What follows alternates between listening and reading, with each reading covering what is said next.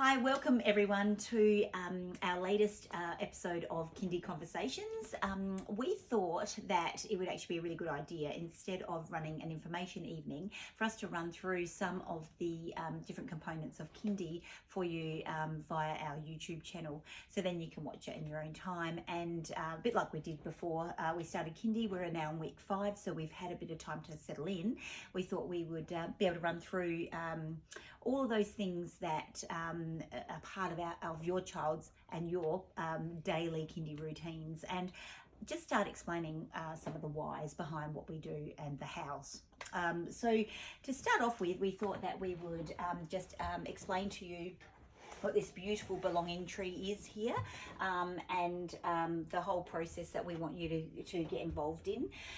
Each year we ask that you look at the philosophy statement and contribute to it, and the way that we do that is through a range of ways, but the philosophy essentially guides all aspects of our program. It's what we believe in, it's the why we do what we do, and our way of getting parent voice is for you to be able to contribute some of your the things and hopes and dreams that you'd like for your children through the rocks, and also through our leaves, which we will put up as a bit of an art installation, so it represents us as soon as you walk in the door. We're also asking that you all bring a photo, because this very much is about us as a family, and our biggest aim, I think, is that when you walk into this Kindy, it's like home. You're walking into home, and what better to see is our photos of our families on the board as we enter. I'm going to walk you through over to our learning journey books, and which is a really important part of our assessment and reporting schedule for you.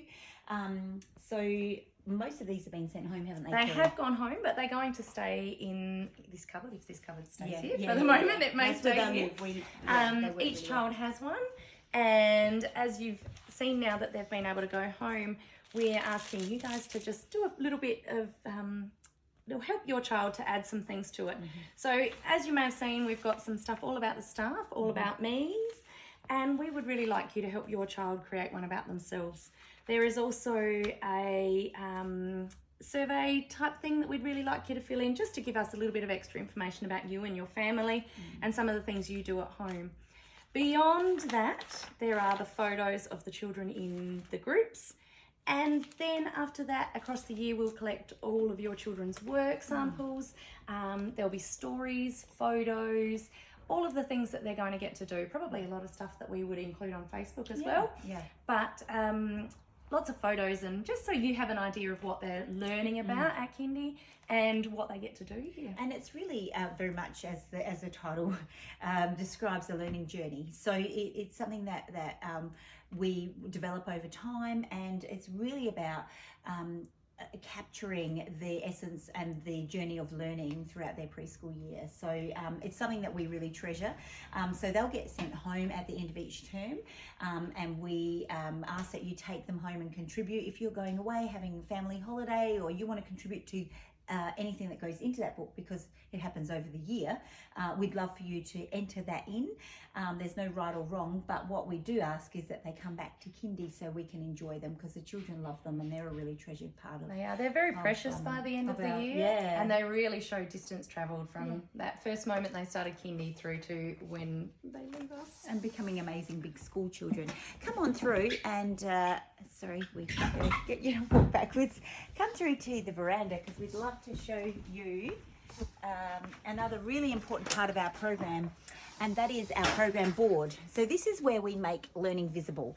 This is where you get to see what we do. So when you ask children, what do you do at Kindy, and you might be wondering why you do it at Kindy, you can actually come out here on the veranda and have a look, and there'll be pictures and lots of explanation of the program, as well as the actual program up here for the two groups. And a lot of the thinking is the explanation as to why, because we don't just do things because. We don't do things things because we want to get children to be busy. We're doing every single experience that we do, we have intention behind it. There is a purpose, there's a goal, there's perhaps a cohort of children that we're trying to capture, challenge, support, and essentially we should be able to capture that up through here, and that's a really important part of our planning cycle. Just part of our planning cycle is that on their final day of kindy for the week, we will try to sit down with our really big book where we talk to the children about what they would actually really like to do at kindy. So they have an opportunity to have a voice in what experiences are offered. And we will also have discussions at the end of every day, and we talk about our day and how that's worked, and those sorts of things all become part of that whole planning process. If you get a chance, it basically works around like a cycle. And come and have a look and check out the photos and a little bit of the information that we provide here. And the whole thing is that this will eventually be full by the end of term, and it grows. And that's the whole point of our program, is that it's very much led by our children and our ideas. And together, one little spark will grow off into many, many things. And for us to do this at the start of the term would not be doing any justice to our children or to our program at all. It's not how we operate. We're responsive to the ideas of children, and together, this will grow and become, a very powerful documentation of an incredible term of learning. I think the other thing that's important to note is that we also plan our group times, and there will be things up on the board that are connected to our groups. We have small groups and we have our large group. At the moment, we've been talking about stick agreements, and we've also been talking about our rules around keeping ourselves safe, keeping our friends safe, and keeping our kindy and our things at kindy safe. And they're discussions that we have in group times, and we record in our big books as well. So just also on that, that's I think probably a really important point, is that they're essentially the three rules or the three agreements that we have, no more, no less. We talk about, like Kerry said, keeping yourself safe, keeping your friends safe, and keeping our kindy or the environment safe. And we think that everything that we do is about kindness to all of the within all of those factors. So a really important part of our kindy learning is wrapped around that those amazing agreements with what we do. So that's where our stick agreements are really important. We don't just say don't use sticks. We will collaborate with children. We'll bring it up at a group time. We'll document in the floor book. And the floor book, like Kerry said, is a really powerful tool. If you want to go back and have a look, each group's got one, and it's a documentation of not only group times but any other kind of discussions that we may be having together. You'll start understanding the why and the how we've come to certain agreements around, why don't we use sticks, or do we use sticks? Is that okay? Do we have weapon play or do we not? Is it okay to have superhero play or not? Well, let's open that up to the group and let's see what we decide. And we truly do go through a democratic process where children will vote, but we then come to an agreement, and essentially we stand by it. And there are choices that children can and can't make around that. So it is really a powerful way for children to own those rules. I think if you get a chance, the big books are not always in the same place. Yes. They move in lots of different places, but if you get a chance, have a look. Yeah. It's really exciting when we do sit down at group time and we have our mystery box, and to hear the children's thinking and for them to be able to share in a group time. We try and write down as best we can all of their ideas or theories or thinking around clues in our mystery box, and it's really lovely to see. We might do one, perhaps a separate little episode based around perhaps our oral language learning and perhaps our small groups, because they're really amazing, and they're in line with our quality improvement planning, which I'll talk to you about in a minute. But we could talk about that for ages, and we have a time limit. So let's just walk on through and come into the next walking backwards. Come on through into the kindy. We're going to just talk to you about some of the things that you might find here. We've got our journals where our children basically each have a journal.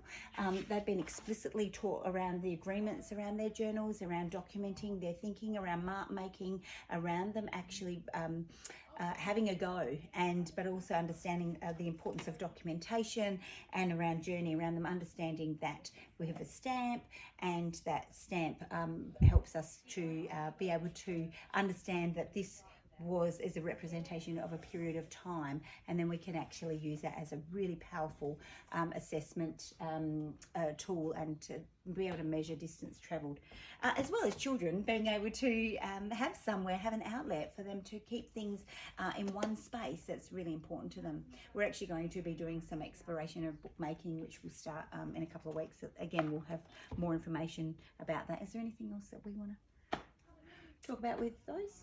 No. Awesome. Okay, so we will talk you through also, obviously our mat times, our group times are a really important time for us.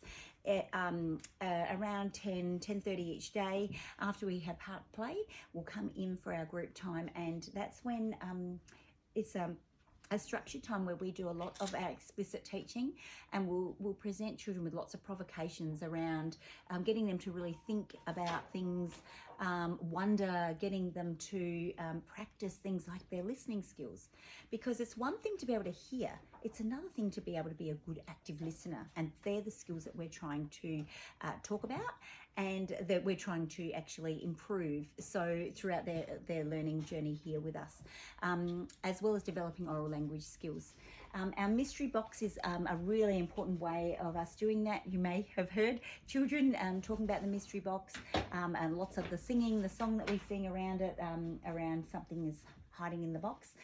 The idea of this is that as teachers, we put something in here. We provide children with 3 clues, and they have to practice impulse control, basically developing their executive functions. So impulse control, they're thinking about cognitive flexibility, and they're essentially trying to take that information and be able to be flexible in their ideas and change ideas as they get more and more information. So that's what we're trying to develop, and they're learning about questions and clues and information. We've also got these other things here. Do you want me to keep talking? Yeah, go for it. Bot spots, where each child will have a bot spot. This is part of their literacy, understanding their sense of identity and understanding their own space. They sit on their bot spot, on their bottom, and we explicitly teach them around the 5 L's of listening, with their legs crossed, looking at the teacher, hands in their lap, listening, ears, lips together, and also teaching them around turtle feet, and you'll see that we do a lot of signing as well. Children may come home and doing about that. weird things with their hands that they're normally there. So our group times, we do small groups, but we may do group times at the end of the day. We do small story groups.